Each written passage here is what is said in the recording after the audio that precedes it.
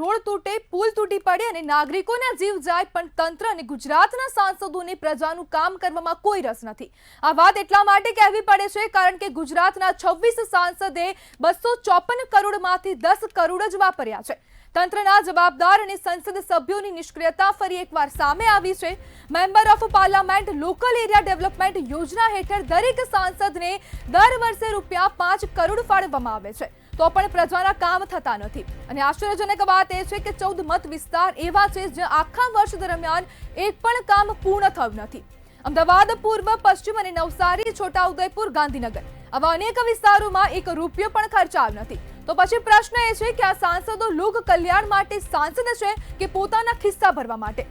તંત્રની નિષ્ક્રિયતા જીવલેણ સાબિત થઈ રહી છે. તાજેતરમાં ગંભીરા બ્રિજ તૂટી પડતા 21 નિર્દોષ લોકોના મોત થયા.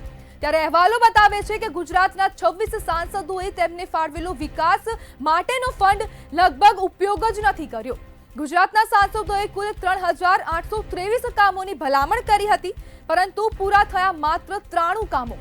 એક તરફ મતદારો તેમના ચૂંટાયેલા સ્થાનિક સાંસદ સભ્ય પાસે વિકાસની અપેક્ષા રાખે છે અને આશા રાખીને જુદા જુદા કામો લઈને જતા હોય છે. ત્યારે હકીકતો જોઈએ તો સાંસદો તેમને મળેલા ફંડના 95.8% ફંડ વાપરી શક્યા નથી. માત્ર 4.2% ફંડ જ વપરાયું છે.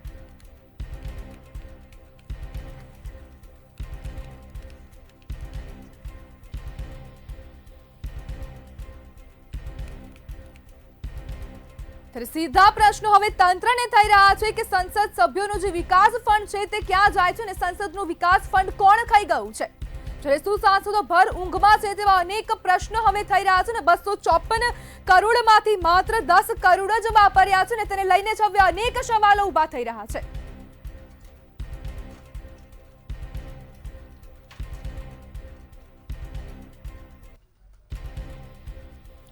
આપણી સાથે મનોજ શુક્લા સિનિયર પત્રકાર જોડાઈ ગયા છે. જી મનોજભાઈ, ગુજરાતના 26 સાંસદો 254 કરોડની જે ગ્રાન્ટ ફાળવવામાં આવી હતી તેમાંથી માત્ર 10 કરોડ વાપર્યા છે, શું કહેશો?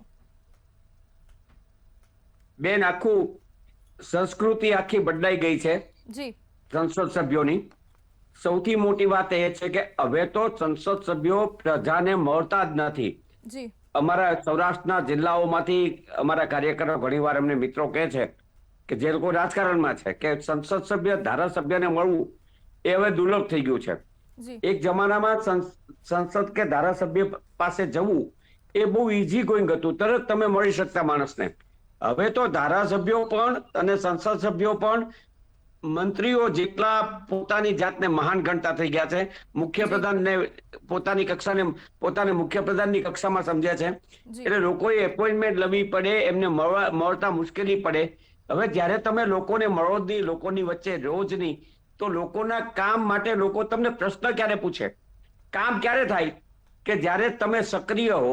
આજના ગુજરાતના ધારાસભ્યો અને સંસદ સભ્યો એટલા નિરાતે ચૂંટાઈ ગયા છે, સુતા ચૂંટાઈ ગયા છે.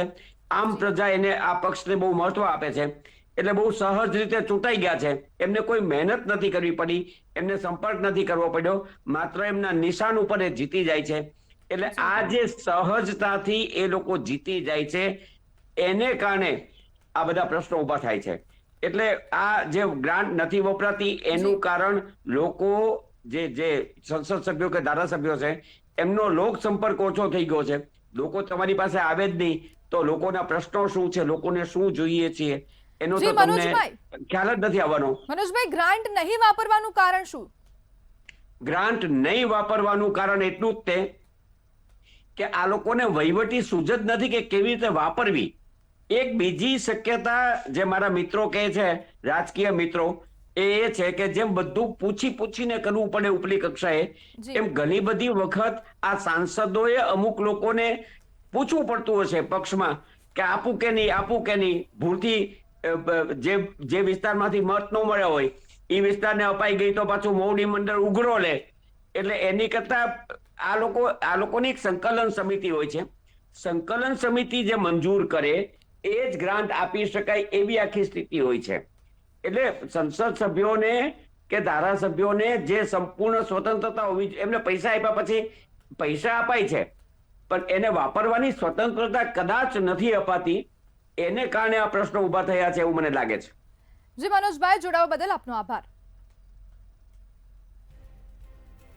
ત્યારે 254 કરોડની જે ગ્રાન્ટ ફાળવવામાં સંશોધનો આવી છે અને તેમાંથી માત્ર 10 કરોડ ગ્રાન્ટ જ તેનો ઉપયોગ કરવામાં આવ્યો છે અને વિકાસના કામોમાં માત્ર 10 કરોડ જ વેડફવામાં આવ્યા છે.